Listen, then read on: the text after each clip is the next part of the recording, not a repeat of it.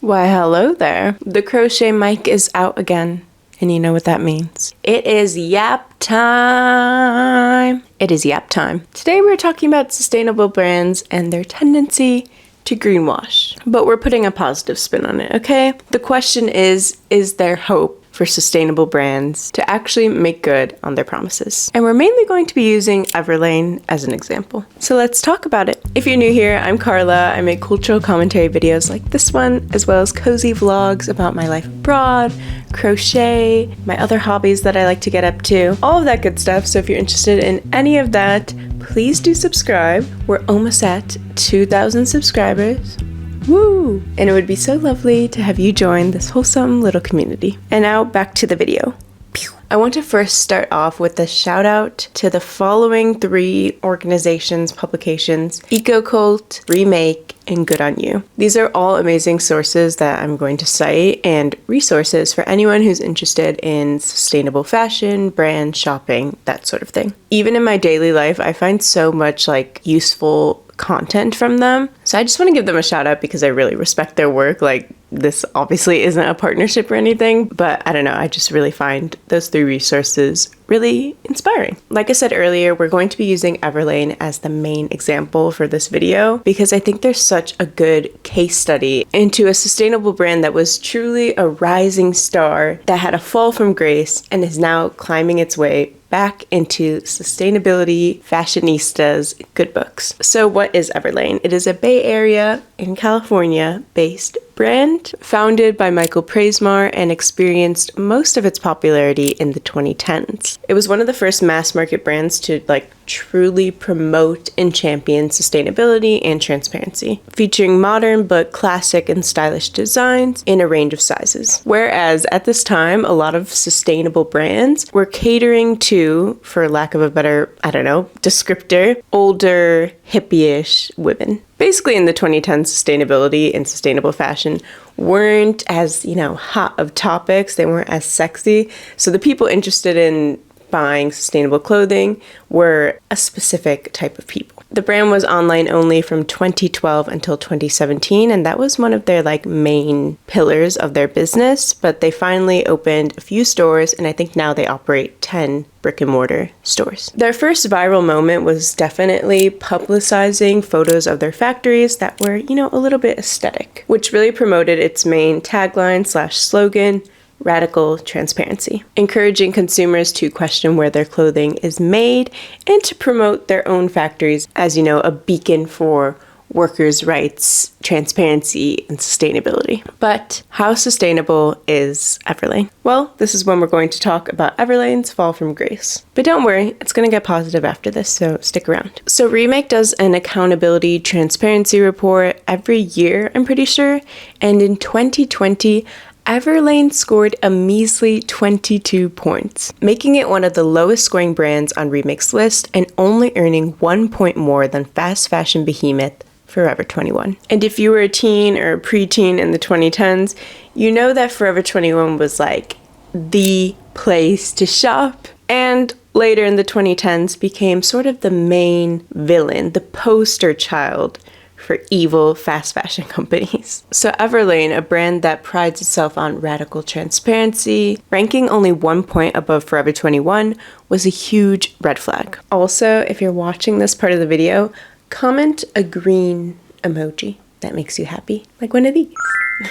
Just a year before, in 2019, Good On You, which is a great site for looking up any brand and seeing how they rank in terms of animal welfare, workers' rights, transparency, etc., ranked Everlane as not good enough, which I believe is a 2 out of 5. 3 is it's a start, 4 is good, and 5 is great in the Good On You rankings. And in 2020, when there's sort of this mass reckoning, that's the word that people love to use, this mass reckoning that big brands, especially fashion and beauty brands, were having with their issues when it came to diversity and inclusion and sustainability alongside that. So by 2020, Everlane basically became the target for anyone wanting to criticize greenwashing. I'm sure you already know what greenwashing means, but it's basically when a company uses language in their marketing that makes them seem greener or more sustainable than they are. I said it was going to get more positive. So you might be wondering, how is this going to get more positive? You know, ranking 1 point above Forever 21, being not good enough on the good on you scale, becoming a villain for anybody interested in sustainable fashion. How could it possibly get better? And the reason I wanted to talk about Everlane in this video is because I think they're a really interesting example of a brand actually making significant and tangible changes. Instead of just leaning into, you know, their villain era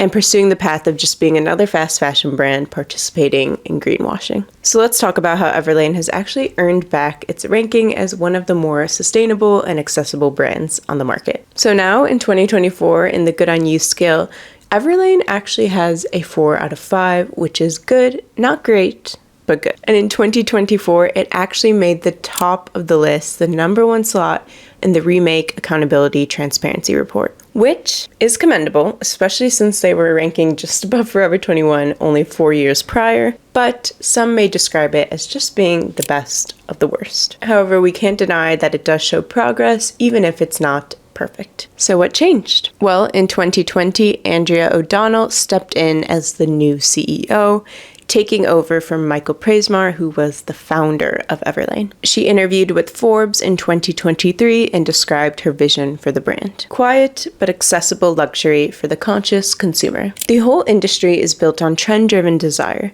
so fashion and sustainability are a bit of an oxymoron. We want to engage customers with the idea of timeless wardrobe staples that you return to time and time again, what we call the forever wardrobe. At the core of that idea is a conscious consumer and a sustainable brand. One of her other goals was finally making Everlane profitable, which, you know, as CEO, it makes sense that that's going to be one of your goals, but it'll be interesting to see, because that was only in 2023, how she balances making Everlane profitable with furthering its sustainability efforts. So maybe there was a cultural shift, or rather a cultural backtracking to its roots at Everlane in 2020. But what did they change on a tangible level? This is from EcoCult. In 2021, Everlane pledged to source 100% GOTS certified organic cotton by 2023. As of 2024, only over 75% of their cotton meets the standard. Unfortunately, the fashion industry is rife with fraudulent organic cotton, making it difficult to trust even those numbers. So this does sound, you know, a little bit negative and not completely trustworthy, but Everlane did, at the very least, publicize a pledge that they have made progress towards, even if they haven't fully achieved it. In 2018, so before O'Donnell joined as CEO, the brand had launched a No New Plastic campaign, aiming to eliminate all virgin plastics by 2021. And Everlane has successfully removed all virgin plastics from its packaging,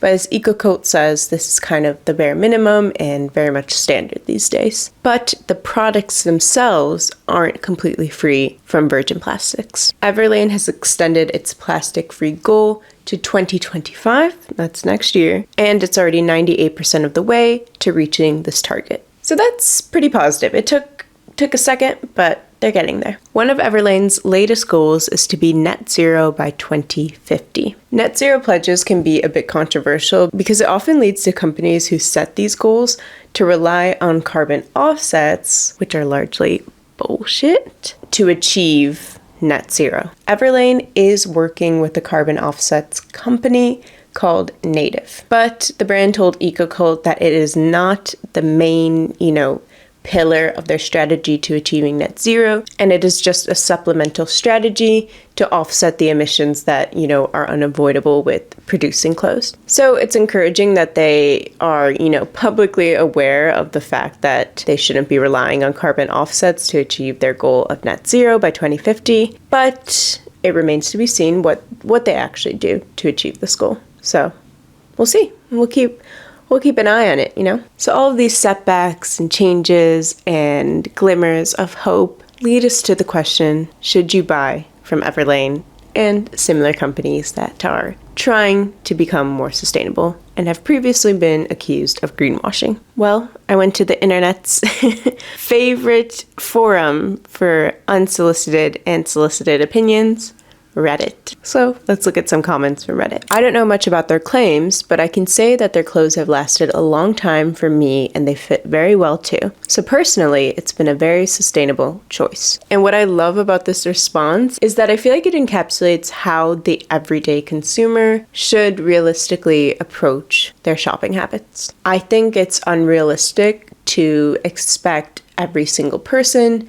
to be a martyr, every single person to be an investigative journalist, every single person to be a sustainability nerd. That doesn't mean that I don't think people should try to educate themselves, to be more aware, to care about the quality of their clothing and how long they'll own the item, etc., etc. Of course, I think that I'm a big advocate for all of those things. And I think that this person who commented this has their head and their heart in the right place. They're admitting and owning up to the fact that they don't know much about this company's claims to being sustainable, which I think is fine, you can't expect every single person to do intense research into every company that they're ever going to buy from in their life. It's just not going to happen. But what this person does pay attention to is whether or not the items from this brand are sustainable for them, because that is another aspect of sustainability. What good is buying from a sustainable brand if you're only going to wear the item once? This person is worried about how long their clothes are going to last, how well they fit them, both of which are things that increase the wearability and the life cycle of an item of clothing. So I'm obsessed. This is a longer comment, so if you want to pause and read it, be my guest, but I'm just going to read a few parts of it. Are Everlane a great example of a sustainable brand when it comes to their practices? No, but they're one of the few that actually provide affordable clothing in a modern style that fits a lot of body types, something a lot of more sustainable brands fall short on. And I think this is really fair. You might find a brand that's listed as great on the Good On You website, and they are great, but they might fall short in terms of their sizing options. Maybe the clothes aren't stylish, which you could say doesn't matter if they're stylish, at least they're sustainable. But, realistically, we're human. We want to look nice. We want to feel good in our clothes, and you can call it vanity, but it's really just the reality of things. So I do think it's fair to respect Everlane for actually having modern but timeless pieces in a variety of sizes. I'm not saying they have the most amazing wide sizing range in the world, but a decent size range while also promoting sustainability and being a leader in that sort of mass market sustainable fashion space. Also, the affordability aspect. Is Everlane cheap? No. Is it even affordable? I would struggle to say it's affordable. But is it affordable for the quality you're getting? Potentially. Make sure you look at the composition of whatever you're buying from there. But yes, potentially. So there is some truth for brands like Everlane being a middle ground for many people. There was a period of time when Everlane were the main target on social media, and anyone who mentioned them was heavily criticized. I find it peculiar how certain brands become vilified for not being perfectly sustainable in every way, while others escape any sort of criticism. I think this is just because people are used to talking down on the classics. Forever 21, when it still existed, H&M, now Shein, Temu, etc. Those are the expected villains. So people find it kind of exciting when they can say a brand like Everlane that prides itself on sustainability isn't actually that great. And on one hand, I think it's important to always push for better practices from a company, even if they are more sustainable than others. And then on the other hand, I do think it's kind of funny to really vilify it and just say oh, I'm going to shop at H&M instead because it's basically the same thing. Because it's not. And to put a positive twist on that, we expect more from the people and the brands that we love, That's why when maybe your favorite celebrity does something a little bit sus, there's going to be a lot of disappointed people. This person ended up responding to a response to their initial comment saying, "We absolutely must push brands to be better, although I don't think categorizing them into sustainable/not sustainable is helpful, and neither is screaming for a boycott on social media because most people who wanted to boycott Everlane were still shopping at Uniqlo or COS, which are way worse." I think this is a fair point. I don't have much else to say aside from I think it's a fair point, And finally, an opinion from the EcoCult article with regards to Everlane taking the #1 spot on the Remake Accountability Report. Remake would be the first to tell you that the bar is low. The report also points out the overall stagnation and massive room for improvement needed in the industry. And even though Everlane isn't perfect, there's real encouraging signs.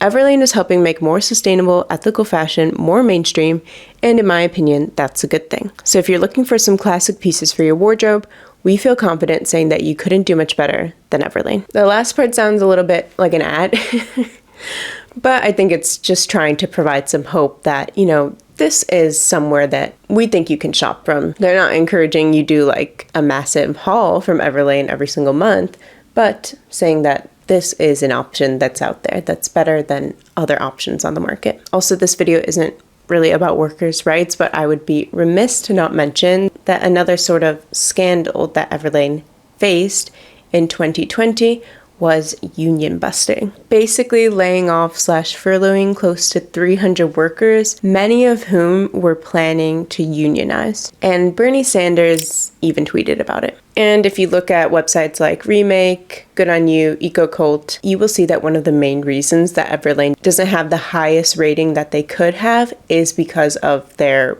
sort of treatment of their workers in terms of paying a living wage as opposed to just a minimum wage, investing in the community, etc. So I just also wanted to mention that because that is a part of the Everlane story. I also want to talk briefly about the current state of greenwashing. In the UK, the Competition and Markets Authority, which is the UK's advertising watchdog, I don't know if that term is used elsewhere, but basically a watchdog. A governmental watchdog is like an authority attached to the government that assesses and rates and potentially penalizes companies based on a certain set of standards that they themselves have set. So this year, the UK's advertising watchdog advised 17 well-known brands to review their own sustainability claims. The brands were not publicly named, but the CMA had previously investigated Asda, Boohoo, and ASOS. Some of the concerns include vague claims like labeling products recycled when only a small proportion of recycled materials is used, and new regulations will soon allow the CMA to fine companies up to 10% of global revenue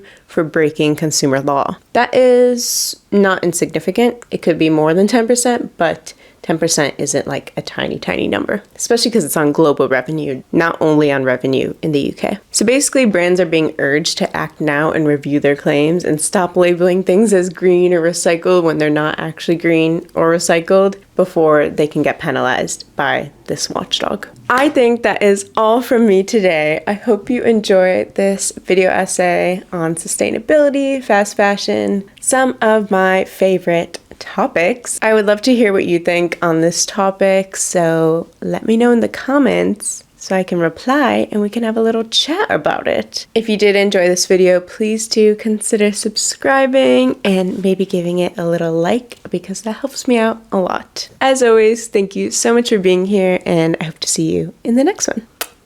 Bye!